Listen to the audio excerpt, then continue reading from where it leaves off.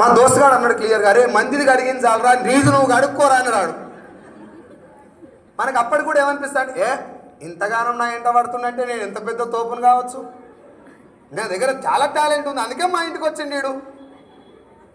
నాకు scene sir చెప్పింది ఒకటే మాట, జాయిన్ కమ్మలే పొట్టుకోవాలి. అరే పోషుడికి ఆధార్ కార్డు ఇవి అంటే నేను ఇచ్చుడు ఆయన. కానీ ఆయనకి ఏం తెలుసు అంటే, వీడికి నేను ఆధార్ కార్డు తీసుకొని జాయిన్ చేస్తే జాయిన్ అవుతాడు, కానీ ఈ ధమాకులకి ఇది పోవాలంటే వీడు మీటింగ్కి రావాలని చెప్పి సైదులు నువ్వు జాయిన్ కాకు, మీటింగ్కి రా, ఇదేందో విను, నాకు బాగుంది అనిపించిందిరా, నువ్వు ఒకసారి రా మీటింగ్కి, తెలుసుకో, బాగా లేకపోతే ఇద్దరం పని చేద్దాం, మంచిగా ఉంటే ఇద్దరం కలిసి పని చేద్దాం రా అన్నాడు. నాకేమనిపించింది అంటే, మీటింగ్లో ఏం చెప్తారా, సబ్జెక్ట్లు ఇప్పాలి, ఎటుకోవాలి చెప్తారు. ఫకరు నెత్తి మీద బలుపు తాండవం ఆడుతున్నాడు, మాటలు ఇట్నే వస్తాయి. 4 నెలల పాటు ఒకటే క్వశ్చన్ నన్ను అడిగింది, మీటింగ్కి రా, ఇదేందో తెలుసుకో. నేను ఇవాళ వస్తా అని చెప్పేది, కరెక్ట్ మీటింగ్ టైం కాగానే అబ్బా మా ఇంట్లో కుక్క ఇన్నది ఇవాళ, ఈడికి వచ్చిన వెళ్ళిపోయినోడు కూడా అదే చెప్తాడు నీకు. ఈడి దాకా వస్తాడు, పోయి నాకు కొంచెం అర్జెంట్ పని ఉంది, తర్వాత ఖాళీగా ఉన్నప్పుడు నీకు ఫోన్ చేస్తా. మనిషి ఖాళీగా ఎప్పుడు ఉంటాడు ఎరికేనా, ఈడ 2 రూపాయలు బిల్లలు పెడతారు చూడు, ఆయన ఫుల్ ఖాళీ, ఎవడొచ్చి ఏం ప్లాన్ చెప్పినా ఇంటాడు, నో అన్నాడు, ఎస్ కూడా అన్నాడు అనుకో. ఖాళీ ఉండడు మచ్చా, ఖాళీ చేసుకోవాలి. జీవితం మారాలంటే ఖాళీ కావాలి, ఖాళీ దొరుకుతుందని వెయిట్ చేయొద్దు, ఖాళీ చేసుకోవాలి. సార్ నీకు ఇప్పుడు ఇంటికాడ ఒక అర్జెంట్ పని ఉంది, ఓ గుంత తోడటమో లేకపోతే చెట్టు పెట్టడమో పని ఉంది, చెట్టు నరకటమో ఏదో పని ఉంది, అర్జెంటుగా ఒక మంచి మసాలా దావత్ వచ్చింది, పోతావా పోవా, షెట్టి అలా కాకపోతే రేపు కొడదాం, తునకాలు మళ్ళీ దొరుకుతాయిరా. ఇంకా బిజీ ఆడుంది, ధమాకులు ఉందా బయట ఉందా, ఈడ కూడా గంతే. డబ్బు వస్తుంది అంటే తెలుసుకొని రావాలి. నేను నా గురించి చెప్తున్నా, మిమ్మల్ని ఎవరిని అంటలేను. 4 నెలలు అయిపోయినాక సీన్ సార్ నాకు ఏం చెప్పిండంటే, సైదులు నేను ఎంత చెప్పినా నువ్వు వస్తలేవు కదా, నేను గవర్నమెంట్ జాబ్ వదిలేస్తున్నా అన్నాడు. ఒరే నాకు గవర్నమెంట్ జాబ్ రాలే కదా, రాదు, 100% రాదు, నేను ఛాలెంజ్ చేస్తా.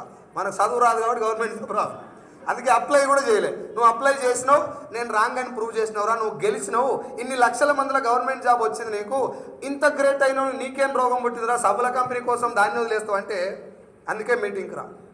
నాకు అప్పుడు ఎంత శరం తప్పినోడికైనా ఏన్నో అక్కడ బల్బు వెలగాలి, ఏ సార్ నో ఆలోచించాలి కదా సార్, ఇంకా అట్లా బతికే దండగా బతికి భూమి మీద ఏన్నో అక్కడ ఆలోచించాలి. నాకేం ఆలోచన వచ్చిందంటే, ఇంత కష్టపడి కొట్టిన గవర్నమెంట్ జాబుని సభల కంపెనీ కోసం వదిలేస్తుండంటే ఇంతకు మించింది దానిలో ఏమైనా ఉండాలి, నెంబర్ 1. నెంబర్ 2, ఈయన ఎవడైనా ముంచి ఉండాలి, అవునా కదా. మనకు రెండో దాని మీదనే ఎక్కువ ఫోకస్ ఉంది, ముంచిరిని. నేనంటే మొత్తం ప్రపంచం మొత్తం చదివిన అపర మేధావిని కాబట్టి నన్ను కూడా మోసం చేయలేదు. షీన్గాడు పాపం అమాయకుడు, ఈయన ముంచిరు.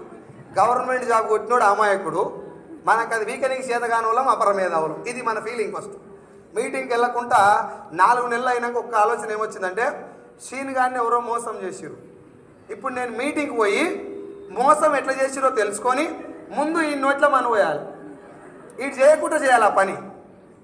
ఎవడన్నా ఏదన్నా కొత్తది మొదలుపెట్టి ఎదుగుతందుకు ప్రయత్నం చేస్తే వద్దురా, అవన్నీ రిస్క్ చేయొద్దు, సింపుల్గా ఉండాలి. పుసుక్కున పక్కింటోడు బుల్లెట్ కొనడానికి ఒకసారి పోయి, కంగ్రాచులేషన్స్ కుమారన్నా మస్తు చెప్తాడు, కడుపుల బాధ కడుపులో ఏమో బుల్లెట్ వచ్చి పడాలి. 2 రోజుల తర్వాత పొద్దుముఖంగా బుల్లెట్ వాడని ఎత్తుకపోయాడు, పోయిందా ఎత్తుకపోయిరా, మళ్ళీ ఆ దగ్గరికి పోయి గుండె రాయి చేసుకోవాలి. ఈయన గుండె గులాబ్ జామ్ ఉంటుందా, ఆయన గుండె రాయి చేసుకోమని చెప్తాడు పోయి. ఈ జనరేషన్ ఉన్నారు జనాలు, ఎంత క్లోజ్ ఫ్రెండ్ కానీ అన్న నా మాట రాసి పెట్టుకోరు, నాకంటే మేధావులు సీనియర్లు చాలామంది ఉన్నారు ఇక్కడ, నీ తోడబుట్టినోని కూడా నువ్వు సక్సెస్ కావడం ఇష్టం ఉండదు, టేక్ ఇట్ ఫర్ గ్రాంటెడ్. మరి అట్లా చప్పట్లు కొడతారు. మరి అట్లాంటప్పుడు వస్తలేరు సార్, జనాలు ఇంటలేరు సార్, నన్ను నమ్మతలేరు సార్, నీ తోడబుట్టినోడు కాదు, నేను కట్టుకున్న పిల్లనే నమ్మదే నిన్ను. ఇవాళ నువ్వు పోయి లచ్చ తీసుకుంటాను ఏది ఇంకోసారి అను అంటది. అది మన పొజిషన్, మనం అట్లా నిలబెట్టాం ఇంట్లో మన పౌరుషం. దానికి జనాలు వస్తారని ఫీల్ కావద్దు, ముందు మనకు అర్థం కావాలి. ఏ సార్నో మీటింగ్ పోయి కూర్చున్నాక ఒక 15 నిమిషాలు ఆయన చెప్పిన విషయం నేను మీకు చెప్తా, నిజంగానే ఈ బిజినెస్ మంచిదా కాదా మీరు చెప్పాలి నాకు. Are you ready? అలా 6 కూర్చున్నారు సార్. ఎంతమంది? ఇది ఏం కంపెనీ అనుకున్నా నేను? సప్ల కంపెనీ. ఏం కంపెనీ ఉన్నది? ఎంతమంది? సప్ల కంపెనీ. కరెక్టే కదా. అమ్మ తెలంగాణ మేనేజర్ మీటింగ్కి వచ్చుడే ఎక్కువ అనుకొని కూర్చున్న, కాలు మీద కాలేసి ఊపుకుంటా కూర్చున్నా ఒక మూలకు. నేను ఆ మనసులో ఎట్లుందంటే, తొందరగా మీరు ఇంటికి పోవాలి, ఏం మీకేది ఉంది ఇంటికి పోయి, ఏం లేదు నాకు పని ఇంటికాడ. ఉత్తగున్న ఖాళీగా 15,000 జీతంతో ఎట్లా బతకాలని ఆలోచిస్తున్నా. నా మనసులో ఏమన్నా డబ్బున కానీ నేను వచ్చుడే ఎక్కువ మీటింగ్ సబ్బుల కంపెనీకి అనుకోనున్న నాకు ఒక ఆయన వచ్చిండు, సార్ ఏపీ తెలంగాణలో ఉన్నటువంటి జాగ్రత్తగా సార్ ప్లీజ్, ఏపీ తెలంగాణలో ఉన్నటువంటి తెలుగు వాళ్ళే కాదు ప్రపంచవ్యాప్తంగా ఉన్నటువంటి తెలుగు వాళ్ళల్లో డైరెక్ట్ సెల్లింగ్ ఇండస్ట్రీ మీద 198 మందికి క్లారిటీ అన్నాడు ఆయన. నాకు కొంచెం అనిపించింది కరెక్టే కదా, నాకు కూడా తెలియదు ఇది ఏందో జనాలు జాయిన్ చేస్తారని తెలుసు కానీ పైసలు ఎట్లా వస్తాయో తెలియదు, నేను కూడా ముంచేదని అనుకున్నా కదా. మిమ్మల్ని ఎవరిని కూడా ఈ బిజినెస్లోకి జాయిన్ చేయడం కోసం కానీ ప్రొడక్ట్ కొనిపించడం కోసం కానీ మీకు నీ డబ్బులు వస్తాయని ప్రామిస్ చేసి మిమ్మల్ని ఇరికియడం కోసం కానీ పిలవలేదు సార్. ఈ ఇండస్ట్రీ గురించి తెలుసుకోండి, బాగుంది అని మీకు అర్థమైతే ఎక్కడైనా పని చేస్తేనే పైసలు వస్తాయి, ఇక్కడ జర్ర ఎంత పని చేస్తే అంత పైసలు వస్తాయి, అది ఒకటే తేడా. కానీ డబ్బు ఎలా వస్తుందో తెలుసుకోండి. సార్ సీన్ సార్కి 8 లక్షలు వస్తున్నాయి, నాకు 6 లక్షలు వస్తున్నాయి, నన్ను జాయిన్ చేసిన వాళ్ళందరికీ 10 లక్షల పైన వస్తున్నాయి, మా అందరికి కార్లు వచ్చినాయి కాబట్టి ఇది గొప్ప ఇండస్ట్రీయా? నో సార్, నేను ఇల్లు కట్టిన 2 కోట్లు పెట్టి, గ్రేటా కాదా? మాట్లాడతారా? మాట్లాడు.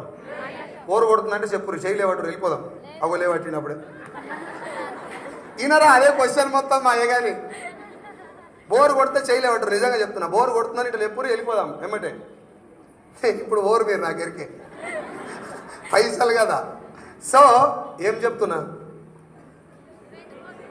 2 కోట్లు పెట్టి ఇల్లు కట్టినా, గ్రేటా కాదా? సరే అందరు మాట్లాడాలి, గ్రేటా కాదా? గంజాయి అమ్మి కట్టినా తూ అంటాడు ఎమ్మడే చూడంగానే ఎవడన్నా.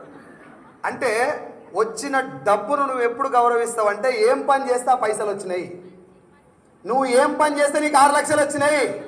ఇప్పుడు వచ్చే డౌట్ ఏంది, నాకు 1 లక్ష వస్తుందంటే ఎంతమందిని ముంచినవరా? మన ఇంటి పక్కన ఎవడన్నా ఒక 4 ఫ్లోర్ల బిల్డింగ్ కట్టిన అనుకో, మొట్టమొదటి వచ్చే డౌట్ ఏంది, ఎంత కష్టపడ్డాడో అంటారా, ఎంతమందిని ఎట్లా చేయి పెట్టిన అంటారా. ఇంకా అదే సమాజంలో మనం ఉన్నప్పుడు డౌట్ రాకుండా ఉంటాయి కాక, డౌట్ రాగానే ఏం చేయాలి, డౌట్ రాగానే గుండెత్తేసి పక్కకి చెప్పాలా, డౌట్ను క్లారిఫై చేసుకోవాలా, చేసుకుంటలేరు అన్న, అదే ప్రాబ్లం. ఉత్త పోస్టర్ చూడగానే ఏ ఫేక్, ఇవన్నీ అన్ని ఫేకే. మరి జెన్యున్ ఏది? మన ఇంటికాడ ఉన్నది జెన్యున్, ఏది గిన్నెలు కొట్లాడితే పొద్దుముఖంగా అది genuine. Just I'm requesting you all know about this industry. ఈ ఇండస్ట్రీ గురించి తెలుసుకోండి, బాగుంది అని నీకు అర్థమైతే పట్టుకొని పని చేయండి. రెడీయా? సార్ ఒక మాట చెప్పండి, సంతూర్ సోప్ మంచిదా, మేడ్ మిక్స్ మంచిదా?